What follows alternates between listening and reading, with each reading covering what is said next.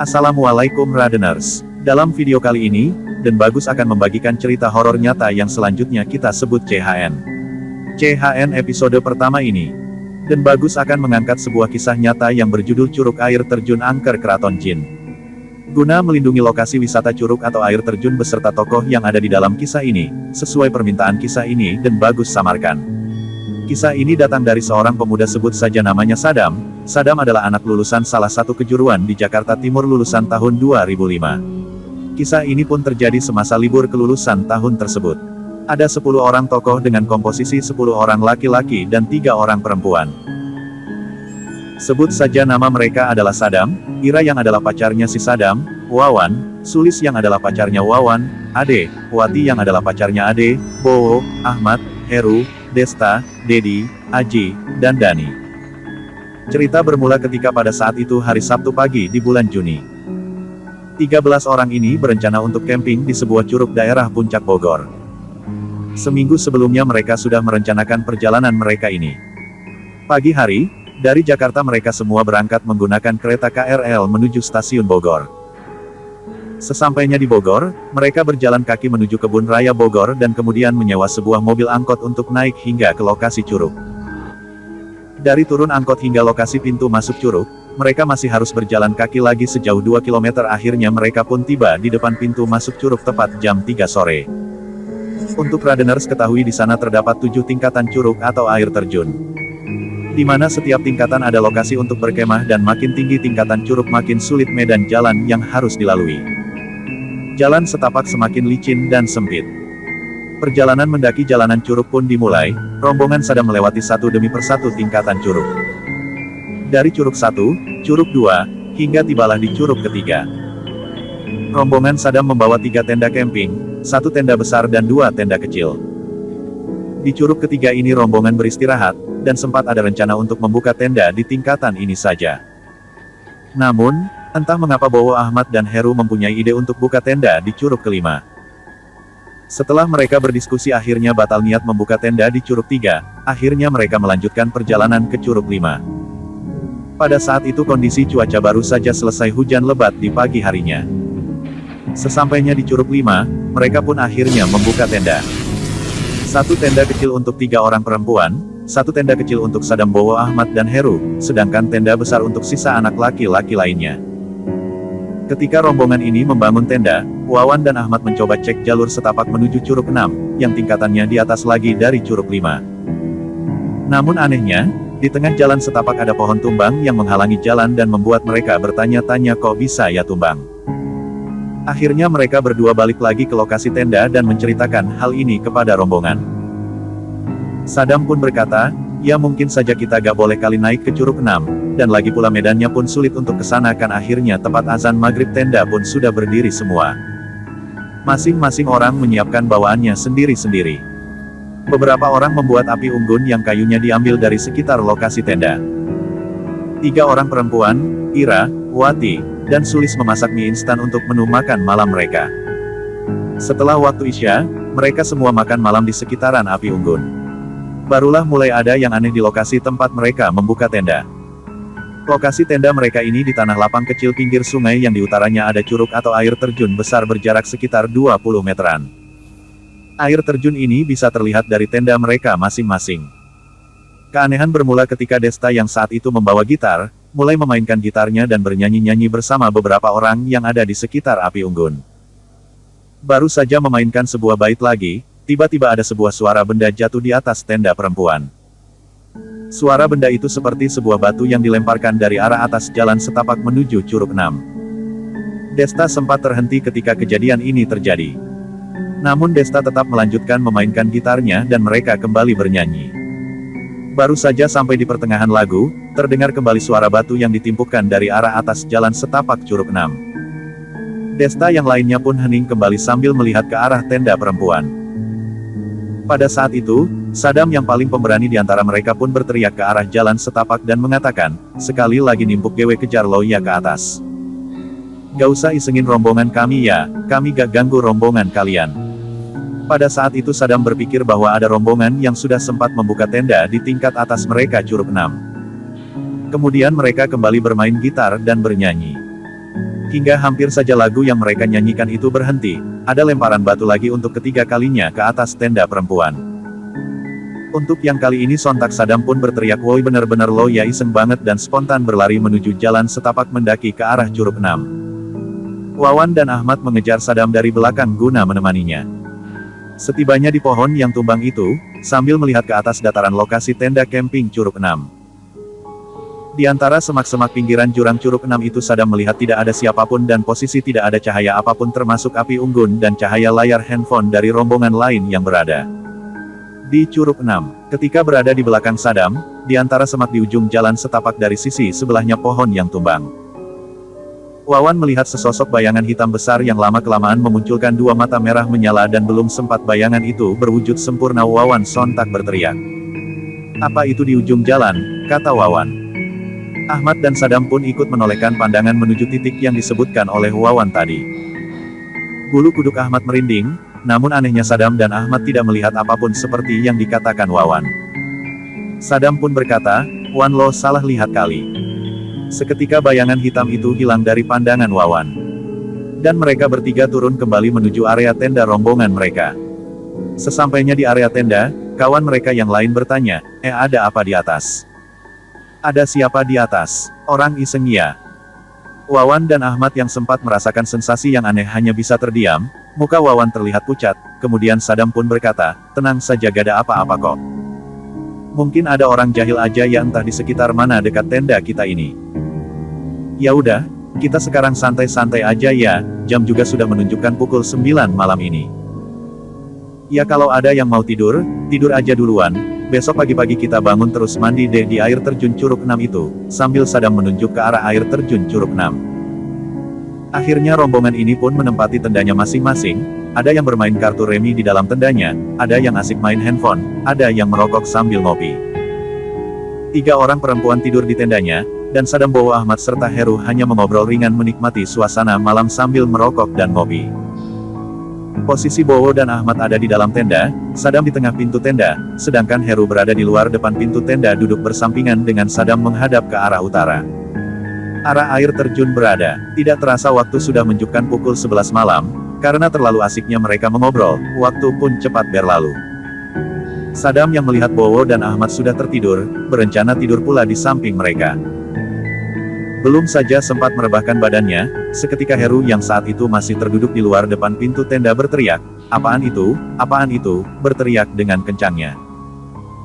Diikuti dengan ucapan astagfirullah, Saddam yang mendengar Heru berteriak langsung mendekati Heru dan menanyakan ada apa Her, sambil menunjuk ke arah tengah air terjun. Heru kembali berkata, "Itu tuh." "Apaan itu? Astagfirullah." Saddam pun menoleh ke arah yang sama, yakni tengah-tengah air terjun yang berjarak 20 meteran dari pintu tenda mereka. Terkagetnya Saddam melihat ada sesosok kuntilanak yang melayang-layang di tengah depan air terjun sambil mengeluarkan tawa cekikikan. Memang dasarnya Saddam orang yang urat nyalinya sudah putus akhirnya berteriak, "Woi kunti, ngapain lo desa itu? Ganggu kita aja, sini lo kalau berani turun ke bawah, gue tunggu di pinggir sungai ini." Sambil berdiri Saddam dan Heru tetap memandangi sosok kunti itu, dan karena teriakan Saddam semua kawannya yang lain yang sedang tertidur pun terbangun menghampiri mereka. Mereka pun bertanya, "Ada apa Dam? Ada apa sih?" Saddam pun berkata, "Lihat tuh di air terjun, ada kunti mejeng." Yang anehnya, ketika mereka semua menoleh ke arah air terjun, kunti itu masih terlihat seakan-akan tidak terganggu dengan teriakan Saddam dan kehadiran semua kawannya. Aji yang waktu itu kebetulan adalah anak rohis, yakni organisasi keagamaan Islam di sekolah mereka, mulai berdoa membaca ayat kursi. Tak lama pun sosok kuntilanak itu pun menghilang bagai ditelan kegelapan malam. Karena para perempuan itu pun ketakutan, akhirnya komposisi tenda pun dibagi ulang. Di dalam tenda besar diisi oleh Saddam, Ira, Ade, Wati, Sulis, Desta, Ahmad, dan Dani. Di dalam tenda kecil ada Bowo, Aji, dan Dedi. Sedangkan di dalam tenda perempuan diisi dengan beberapa barang yang dipindah dari tenda besar agak lebih lega, dan di dalamnya hanya ada Wawan beserta Heru. Sesaat sebelum tidur yang dimana waktu sudah menunjukkan pukul 12 malam, Wati bercerita kepada pacarnya yakni Ade bahwa dia baru saja mengalami datang bulan. Tanpa berpikiran negatif, Ade pun berkata kepada Wati, "Sudah gak apa-apa, kamu tidur aja, yang penting kita jangan macam-macam di sini." Dari tenda perempuan Wawan yang teringat bahwa ketika di perjalanan menuju Curug 5 tadi, Wawan sempat mengajak Sulis untuk bermesraan berdua di dalam tenda pada pukul 2 pagi ketika semua orang sudah tertidur. Sialnya bagi Wawan, komposisi penghuni tenda sudah sempat dirombak setelah kejadian penampakan kuntilanak tersebut. Di tenda besar, Sulis yang sudah gelisah pura-pura tidur sambil melihat jam tangannya sudah hampir jam 2 pagi. Siang itu, Wawan berjanji akan menjemputnya di tenda pas pukul 2 pagi. Jam 2 kurang 10 menit pagi, Wawan membangunkan Heru dan meminta Heru pindah ke tenda besar. Karena Heru ada sedikit trauma melihat sosok Kunti sebelumnya, akhirnya Heru berhasil dibujuk dan pindah ke tenda besar ditemani Wawan. Ketika pintu tenda besar terbuka, Sulis bangun dari tidur pura-puranya dan menghampiri Wawan di pintu tenda yang menghampiri pintu dan berkata, "Wan, antarin aku pipis yuk, aku udah gak tahan." Ternyata permintaan Sulis ini hanyalah pura-pura belaka untuk mengelabui kawan-kawan di tenda besar agar tidak terlihat mereka akan berbuat macam-macam. Wawan dan Sulis menuju tenda perempuan yang kosong, dan mereka pun bermesraan berdua di dalam tenda. Sadam yang mendengar lirih suara dari tenda perempuan akhirnya terbangun melihat tenda perempuan itu dari depan tenda besar sambil berdiri.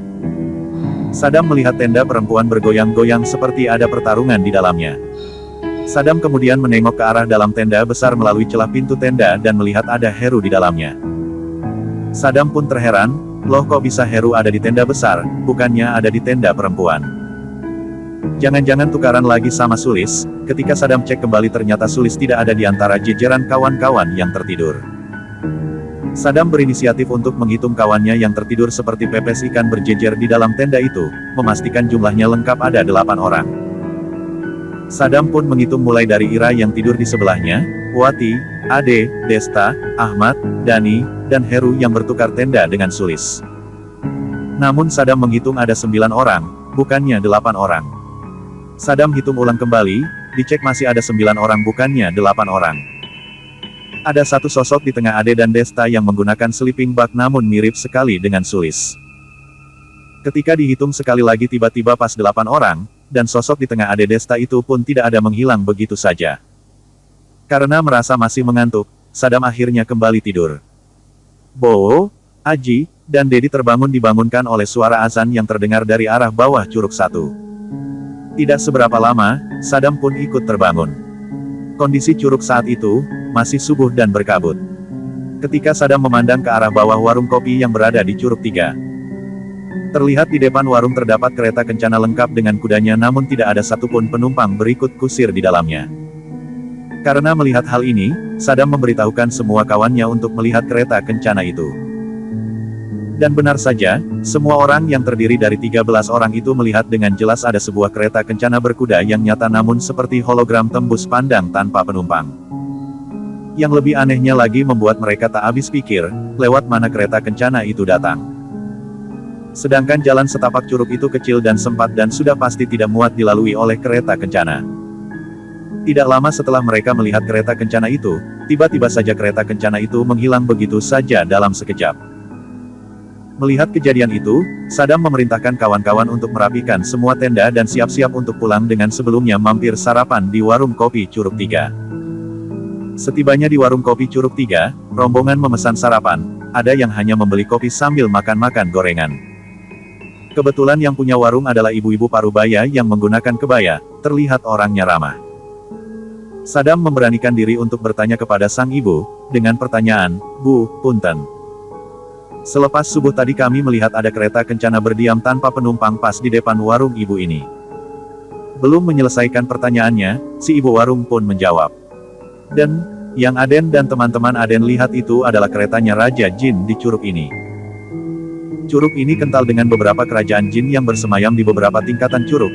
Awalnya ibu juga sempat takut ketika pertama kali melihat penampakan.